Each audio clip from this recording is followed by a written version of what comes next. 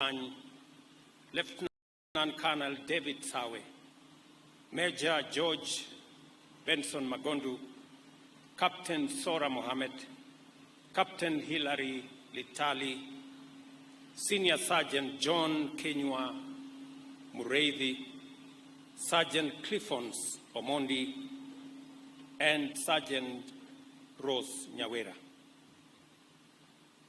Indeed, it was a sad and tragic moment for us as a nation and for the KDF fraternity in particular. In hospital as we speak, our Lieutenant Colonel Kasaine Ole Koruta and Corporal Frankfurt Karanja, who I ask all of us to pray for them, for their recovery. They are in fair condition, and we wish them well. Over the course of my life in the public service, I have had the privilege to meet, interact, and work with many outstanding men and women whose achievements and visions represent the best of what Kenya has to offer. General Ogolla was in a very special class. Yesterday, as I thought of this function and what I was going to say, the truth came to my mind to speak truthfully about the man that lies in the casket in front of us. Because General Ogolla represents the best of what Kenya has to offer. We are meeting here for this farewell service for the first ever in the history of Kenya of a serving Chief of Defense Forces in office who has passed on. And we are here to say bye-bye to a consummate military officer, a passionate, accomplished military commander, and a patriotic citizen of Kenya with great humility. Lessons on humility characterize the life of General Ogolla. Even in his death, he is giving us lessons and lectures on humility. This function is the epitome of humility. And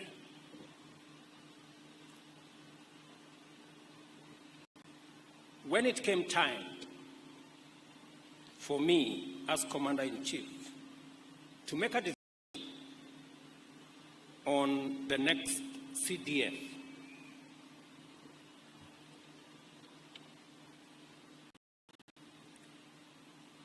it wasn't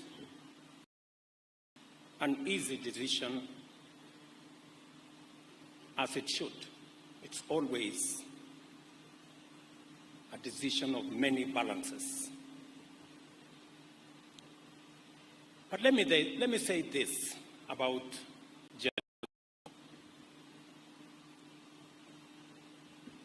all the recommendations that I got on the next CDF and all the advice that I got about the next CDF did not include the name of General Ogolla, unfortunately. But he was a military officer with a distinguished career. There was only one problem: the events of the 15th of August at the Bomas of Kenya. So,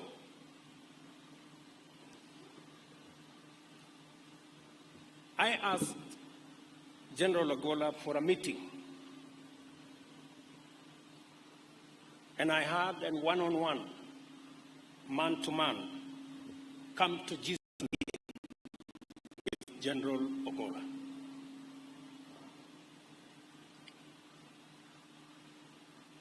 And when we concluded that meeting, General Ogolla told me the following: Mr. President, I have no defense. I will not try to defend myself. It was wrong what happened. And you have three choices. Either send me to court-martial, or have me retired, or forgive me.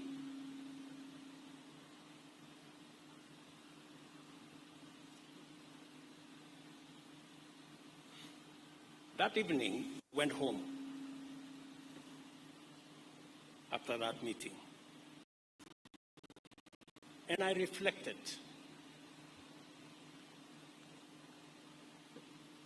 on what General Ogolla had told me.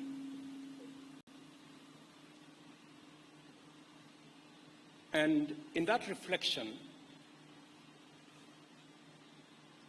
I thought of my own story and my own episode at the ICC in The Hague, where circumstances had conspired, and I was there. Secondly, I also reflected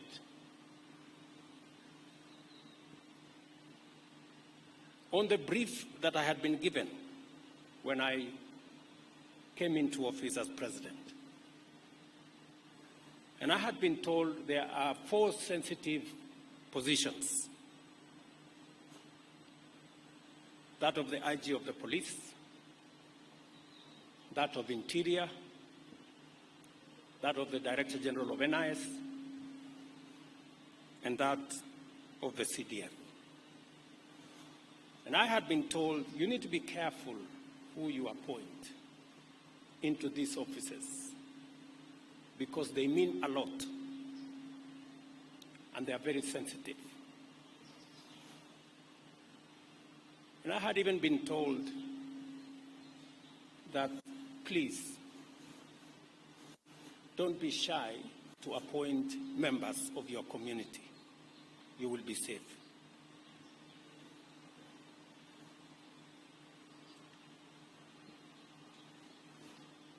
I had made a conscious, deliberate decision that we were going to take a different trajectory as a country, where merit, professionalism, and competence must come before ethnicity.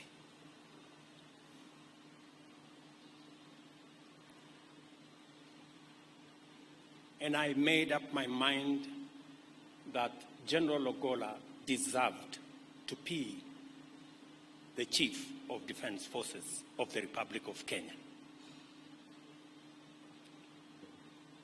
It is an appointment that I am very, very proud that I made. I am proud to bear the witness that General Francis Ogolla stood head and shoulders among the finest of exemplary public servants. It has been an extraordinary privilege to work closely with him, to benefit from his wisdom, experience, and insights, and to witness him in action, serving his nation with admirable commitment and providing excellent command leadership of the Kenya Defence Forces.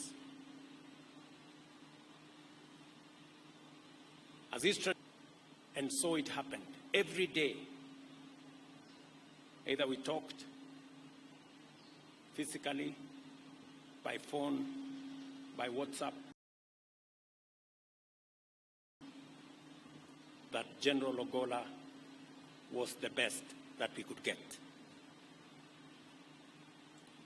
I am also aware that off duty, General Ogolla was involved in various services for the benefit of community, including youth motivation and guidance, and his extensive work as a Christian.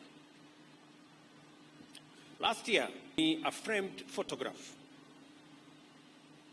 On one side was a Bible verse from the book of Isaiah, chapter 41, verses 10, presented in beautiful calligraphy that read, and I quote, "Fear thou, for I am thy God.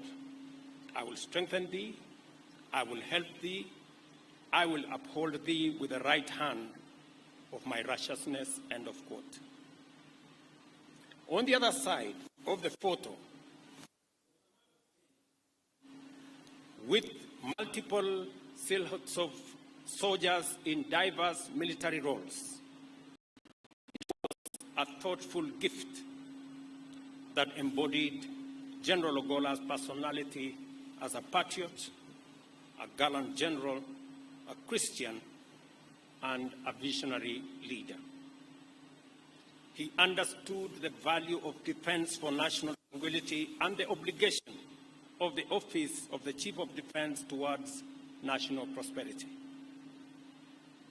When I asked him that 5 schools needed to be renovated, he didn't ask me for money.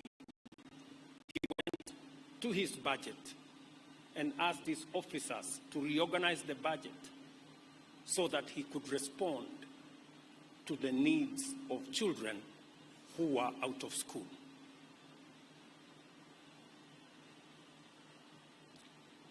General Ogolla was reminded on the strategies the military could execute and how to grow the Kenya Defence Forces. He greatly contributed to modernizing with exceptional insights and perspectives on matters strategy. He was very passionate about the welfare of soldiers. On many occasions, he asked for my permission to visit forward operating bases in many parts of Kenya and outside Kenya. In fact, I can confirm that General Francis Ogolla was one of the most traveled generals visiting soldiers in various operation areas.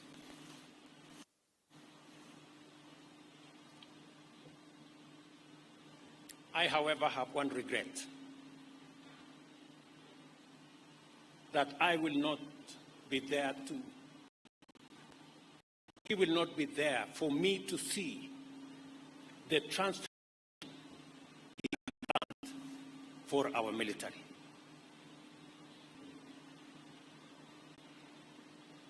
as we gather here,